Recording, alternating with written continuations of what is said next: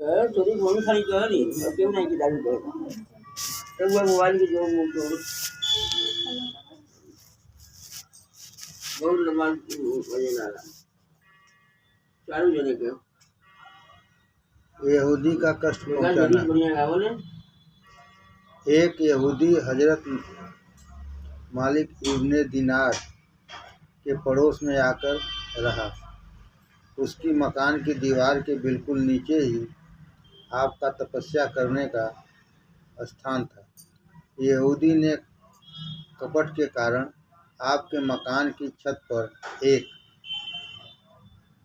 परनाला बनवाया और उसमें से अपने सारे घर का मल और गंदगी बहाने लगा। यह परनाला ठीक हजरत की इबादत खाने में जाकर गिरता था, जिससे आपकी तपस्या का स्थान अपवित्र और गंदा हो जाता था। और वर्षों यहूदी ऐसा ही करता रहा, किंतु हजरत ने किसी के आगे इस बात का वर्णन तक भी नहीं किया। अंत में वह यहूदी स्वयं आपके पास आया और कहा, ऐ इब्ने दिनार, आपको मेरे परनाले से किसी प्रकार का कष्ट तो नहीं हुआ? आपने फरमाया, यह मल जो परमात्मा परनालों से गिरता है उसे धो डालता हूँ। और बस। यहूदी बहुत चकित हुआ और कहा, ऐ हजरत, आप प्रतिदिन यह कष्ट क्यों भोगते हैं और इस कष्ट और क्रोध को किस प्रकार सहते हैं? आपने फरमाया, मेरे मौला का यह फरमान है, जो लोग क्रोध को रोकते हैं और लोगों के दोष क्षमा कर देते हैं, अल्लाह उनसे मित्रता फरमाता है।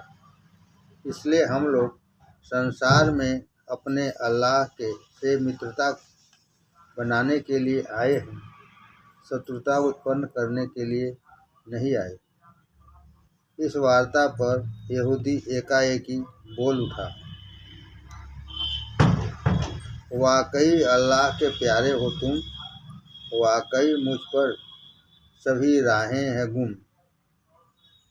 अपने दामन में मुझे लीजिए छुपा, वाकई मुझको बड़ा धोखा हुआ।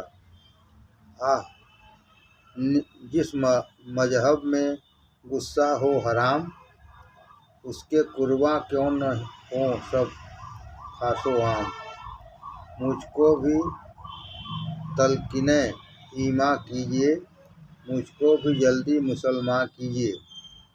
मैं भी देखूं बागे इस्लामी की सैर, नाम को जिसमें नहीं है बुग़्ज़ो बैर।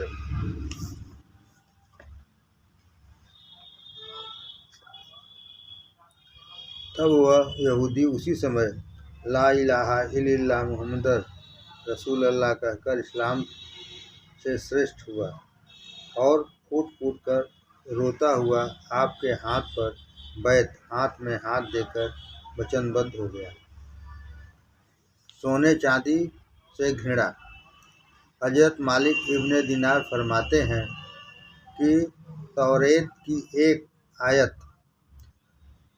बताती है कि जो मन धन से अधिक प्रेम करता है उसके लिए सत्य बात मुंह से निकालनी कठिन हो जाती है। जो मन धन से अधिक प्रेम करता है उसके लिए सत्य बात मुंह से निकालनी कठिन हो जाती है। इसलिए ज़ियाद इब्ने अल-रहम कहते हैं कि मैंने दुनिया को स्वप्न में देखा कि वह प्रत्येक प्रकार के श्रृंगार से सुसज्जित है।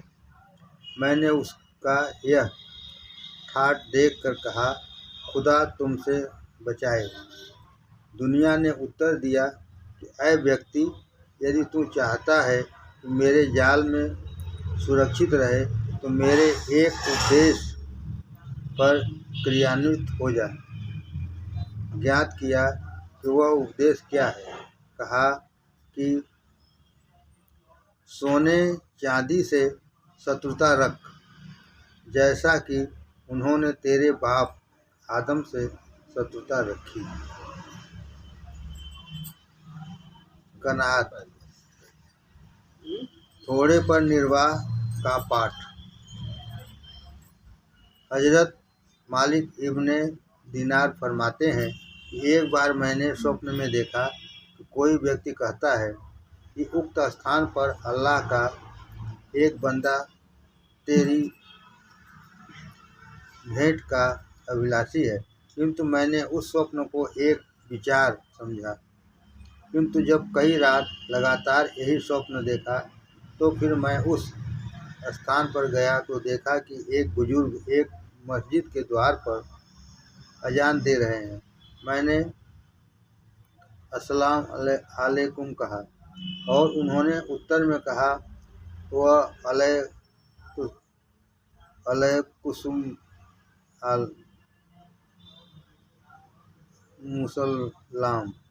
वालेकुम सलाम। ऐ मालिक इब्ने दीनार, मैं उनकी ज़बान से अपना नाम सुनकर दंग रह गया कि उन्होंने मेरा नाम कैसे जाना। मेरे मन में इस विचार का आना था। उस बुजुर्ग ने फरमाया कि यह भी कोई अचंभे की बात है। अल्लाह ने तुमको यहाँ भेजा है और उसी ने तुम्हारा नाम मुझको बता दिया है।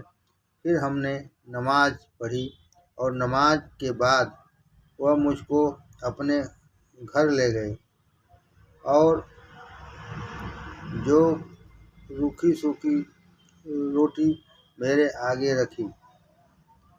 मैंने कहा कि यदि नमक होता तो उससे लगाकर खाता। शेख ने सेविका को इशारा किया। वह पानी का लोटा गिरवी रखकर नमक लाई। फिर मैंने रोटी खाकर खुदा का धन्यवाद किया और कहा कि अल्हम्दुलिल्लाह, मुझे इतना धैर्य और थोड़े पर निर्वाह प्राप्त है कि केवल नमक से ही तरकारी का स्वाद ले लेता हूँ। सेविका ने कहा, सुभान अल्लाह, यदि तुम काने थोड़े पर निर्वाह करने वाले होते तो हमारा लोटा क्यों गिरवी रखा जाता। नमक मंग ले तो नमक से खा नमक नहीं रहा उनके पास। हमारा लोटा क्यों गिरवी रखा जाता। हम 17 वर्ष से नमक के स्वाद को जानते भी नहीं हैं। बस यह सुनते ही हजरत मालिक इब्ने दीनार हमने एक चीख मारी और कपड़े फाड़ते हुए रोते हुए जंगल की ओर निकल गए।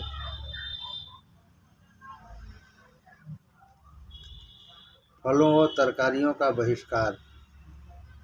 इस नमक की घटना का प्रभाव हजरत मालिक इब्ने दीनार रहमतुल्लाह के मन पर इतना पड़ा कि फिर शेष आयु में तरकारी का बहिष्कार ही कर दिया, बल्कि इसी के साथ फलों का भी बहिष्कार कर दिया।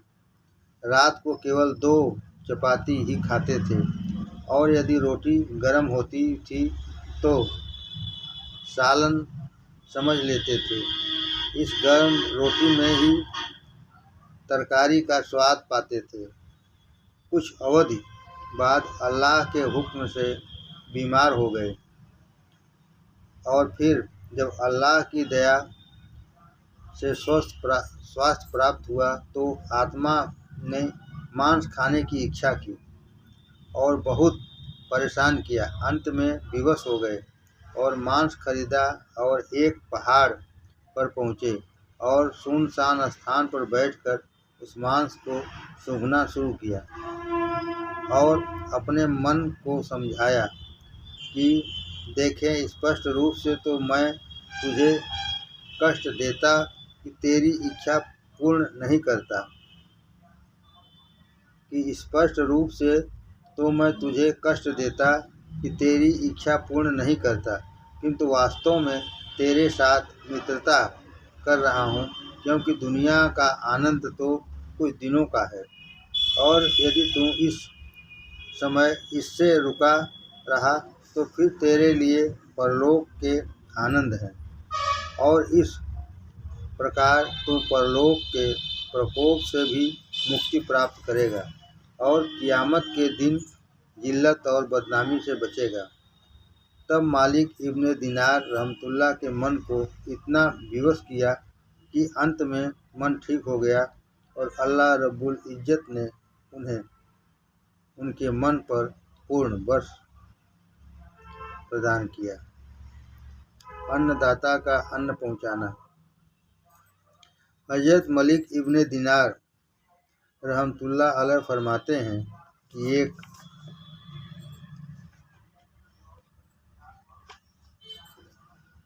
एक बार मैं हज्जे बैतुल्लाह के लिए जा रहा था कि एक स्थान पर एक कौवे को देखा कि चोंच में एक रोटी लिए हुए एक ओर उड़ा जाता है। अचानक मेरे मन में विचार आया, देखूं तो सही यह कहाँ जाता है। वह कुछ दूर जाकर एक स्थान पर बैठ गया। मैं भी वहाँ पहुँच गया तो देखा कि वहाँ एक व्यक्ति हाथ पैर कटा हुआ पड़ा हुआ है और कौवा उसकी छाती पर बैठकर पंजे से टुकड़े तोड़ तोड़ कर उसे खिला रहा है। रोटी पूरी करने के बाद वह कौवा उड़ गया और मुंह में पानी भरकर लाया और उस व्यक्ति को पिलाया। ऐसे ही कई बार गया आया और उसको खिला पिलाकर उड़ गया। मैं अल्लाह की प्रकृति के यह खेल देखकर दंग रह गया। फिर मैं उस हाथ कटे हुए व्यक्ति के पास गया और उससे सारी घटना पूछी।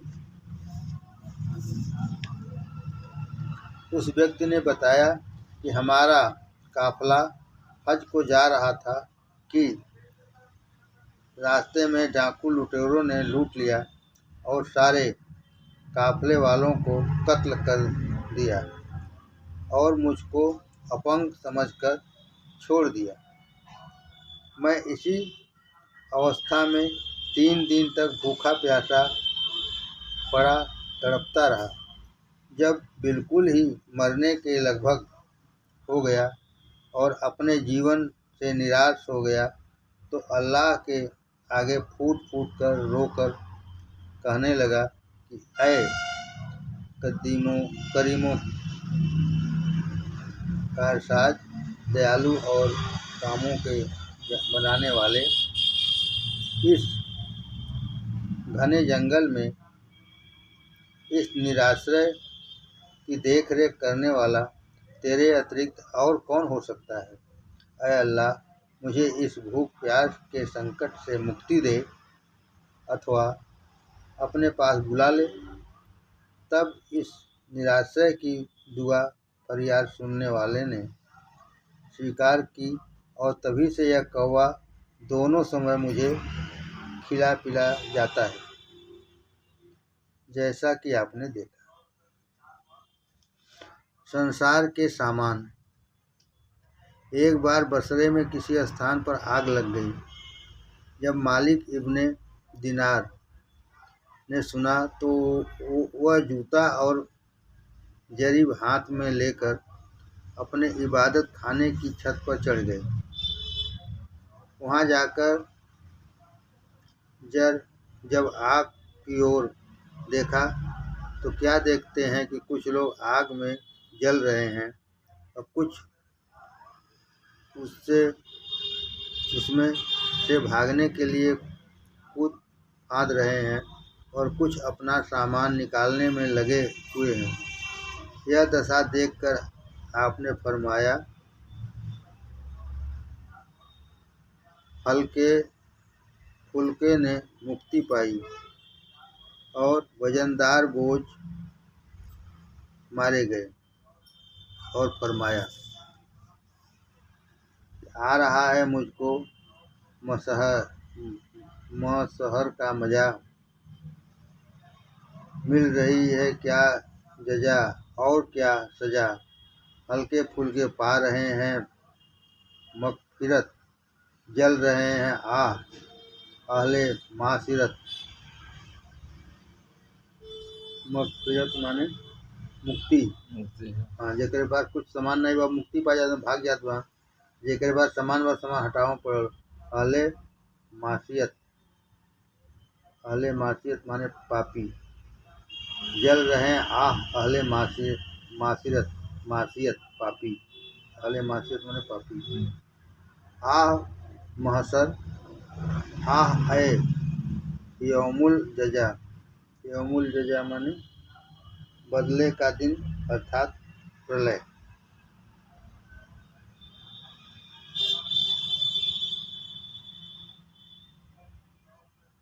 है फकत जिसमें जया है सजा,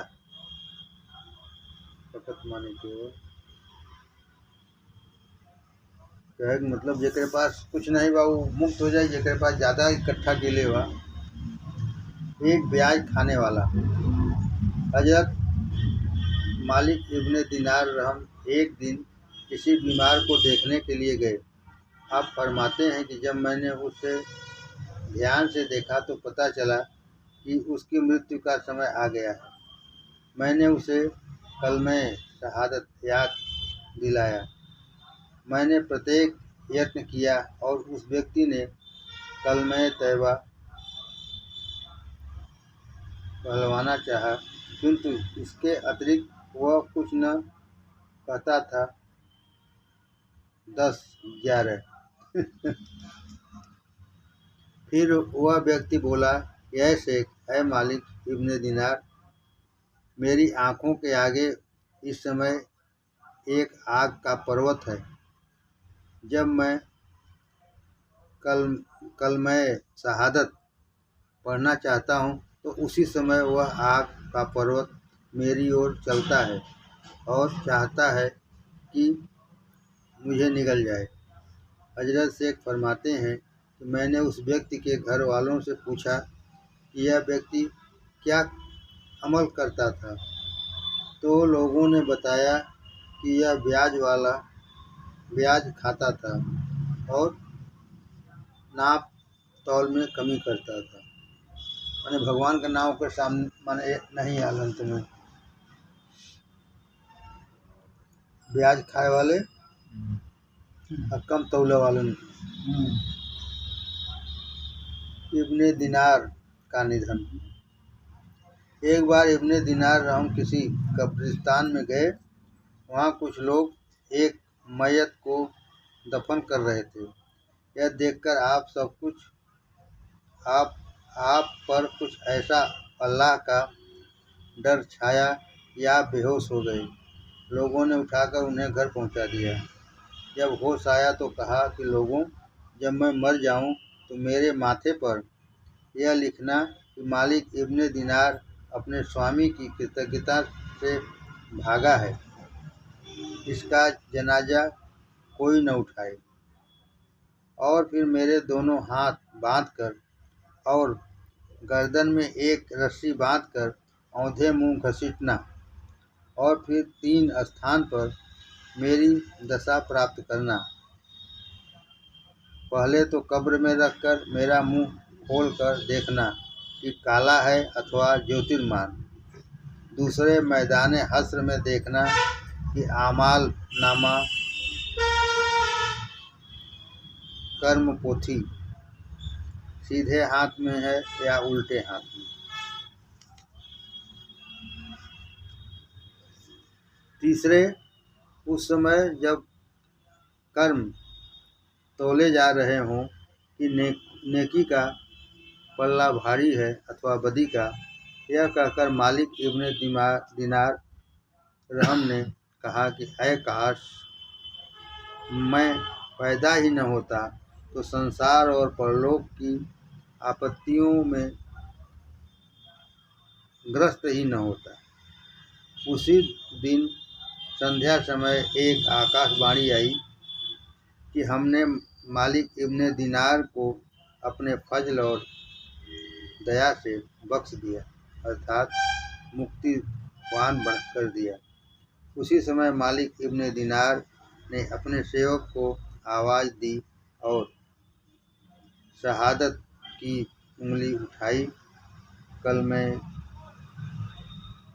शहादत पढ़ा और परलोक सिधार गए। मरने के बाद एक बुजुर्ग फरमाते हैं, मैंने स्वप्न में देखा कि जन्नत पूर्ण शोभाओं से सुसज्जित है और एक ज्योतिर्मय वृक्ष में एक बड़ा थाल लटक रहा है और उसके पास एक कुर्सी एक लाल रंग का बहुमूल्य पत्थर की बिछी हुई है और उस पर एक युवक पूर्ण ईमान वाला बहुत ही सुंदर वस्त्र धारण किए हुए शोभायमान है और 1000 फरिश्ते उसको घेरे खड़े हैं। उस बुजुर्ग ने चकित होकर ज्ञात किया, यह भीड़ कैसी और यह कौन युवक है तो इस कुर्सी पर बैठा है, जिसका चेहरा भानु के समान प्रकाशमान है। उत्तर मिला, यह युवक मालिक इब्ने दीनार है, जो संसार में अपने वास्तविक स्वामी की कृतज्ञता करते रहे और इनके चारों ओर वह फरिश्तों की भीड़ है जो उनको मंगल कामना सुनाती हैं।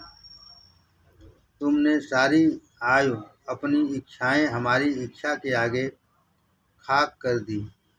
अब हमने तुमको यह दौलत प्रदान की है, खूब खाओ और चैन करो और जो तुम्हारा मन चाहे हमसे अधिक मांगो।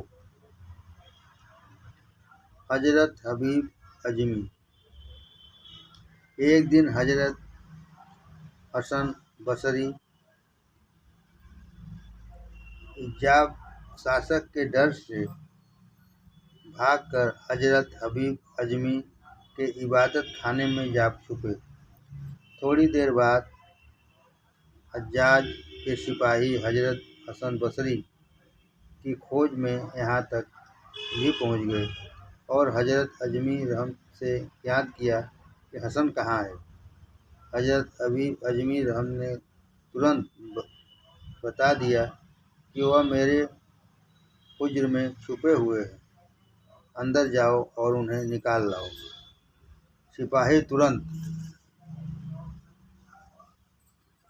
हुज्रे में घुस गए और सब ओर ढूंढा कि हजरत हसन बसरी का कहीं पता न चला। अंत में बेहोश होकर सिपाही बाहर निकल आए और हजरत हबीब अजमी से कहा कि आप हमसे झूठ बोले, अतः हम आपकी झूठ बोलने की शिकायत हज्जाम से करेंगे, फिर देखिए कि वह आपको कैसा दंड देता है। आपने उन सिपाहियों से फरमाया, अभी अभी मेरी अनुमति से हजरत हसन बसरी इस इबादत खाने में प्रवेश हुए हैं। मैंने तुमसे कुछ छुपाया नहीं, बल्कि साफ साफ बता दिया है। यदि वह तुम्हें दिखाई नहीं दे तो इसका मेरे पास कोई जवाब नहीं है। यह सुनकर सिपाही हुज्रे में फिर घुसे और भली भांति हुज्रे को टटोला देखा भाला, किंतु हजरत कहीं नहीं मिले। अंत में विवश होकर वे हुज्र से बाहर आ गए और निराश होकर लौट गए। थोड़ी देर बाद हसन बसरी रहमतुल्लाह हुज्रे से बाहर निकल आए और हजरत हबीब अजमी से कहा कि वाह हजरत, आपने तो खूब उस्तादी का हक निभाया। क्या यह आपके योग्य था कि आपने शत्रुओं को मेरा पता बता दिया? जब गुरु अपने शिष्य से खूब रूठ चुके तो हजरत हबीब अजमी ने कहा,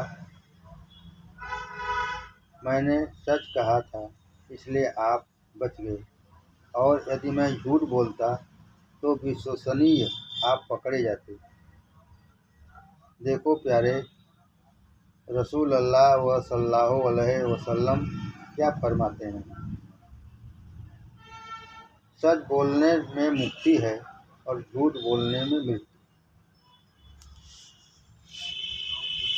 अब तो हजरत बसरी रहमतुल्लाह अलैह मौन हो गए और फरमाया, ऐ हबीब, जब सिपाही मुझे ढूंढ रहे थे तो उस समय तुम क्या दुआ पढ़ रहे थे? हजरत हबीब ने फरमाया, 2 बार आयत कुर्सी, 10 बार कुल अल्लाहु अहद, 10 बार आमन रसूल। यह पढ़कर मैंने अल्लाह से दुआ की कि इलाही, मैंने तो सत्य बोलने के नाते हसन को प्रकट कर दिया है, अब उसको छुपाने और बचाने वाला तो तू ही है। यह तेरे ही हवाले है। यह सुनकर हजरत हसन बसरी रहमतुल्लाह की आंखों में आंसू डबडबा आए और फरमाया,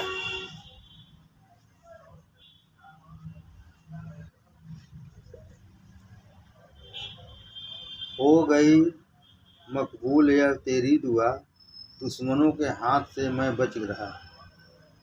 सादिकुल अक़वाल के वो साथ है, 2 जहां की खैर जिसके हाथ है। ढूंढते थे जब सिपाही वो मुझे, हाथ जिनके हर दफ़ा मुझ पर पड़े। हाँ मगर उनको मैं आया नज़र, रहम फरमाया खुदा ने सर बसर। यह करामात आप की है ऐ हबीब, रहमते यजदा हुई मेरे करबों। अल्लाह की रखवाली। हजरत हबीब अजमी का एक गुजरा बसरे के बाहर के एक चौराहे पर भी था। आप कभी कभी की नीत के अंतर्गत वहाँ पर भी उठते बैठते थे। एक दिन जब नमाज का समय आया तो पोस्तीन वहीं पड़ी हुई छोड़कर वजू करने चले गए। अचानक उसी समय हजरत हसन बसरी रहमतुल्लाह वहाँ पहुँच गए और देखा कि हबीब अजमी रहमतुल्लाह की पोस्तीन पड़ी है और उनका कहीं पता नहीं है। कुछ देर बाद खड़े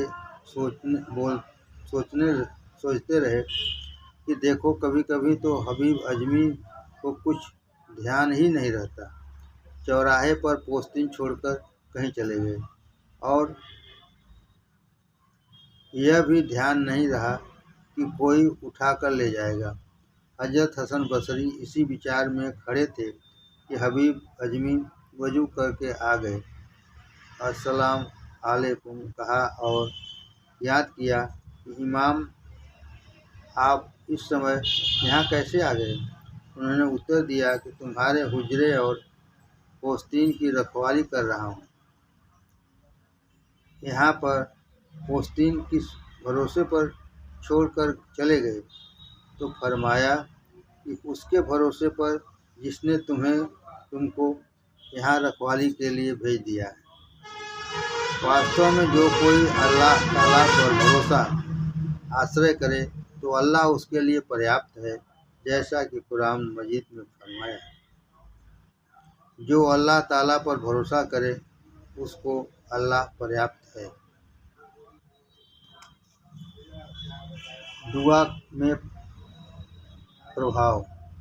एक दिन एक औरत हजरत हबीब अजमी रहमतुल्लाह की सेवा में उपस्थित हुई और निवेदन किया कि ऐ हजरत, मेरा एक दास जो बहुत ईमानदार और काम करने वाला था कहीं भाग गया है, जिसके कारण मैं बहुत परेशान हूँ। आप अल्लाह से दुआ फरमाएं कि वह अपनी दया से मेरे दास को मुझ तक पहुँचा दे, क्योंकि वह पुकारने वालों की पुकार सुनता है और दुआ को स्वीकार फरमाता है, जैसा कि कुरान मजीद में फरमाया। आपने यह सुनकर उस औरत से ज्ञात किया कि इस समय कुछ तेरे पास है? उसने कहा, 2 दिरहम है। और वे उसने हजरत को प्रस्तुत कर दिए।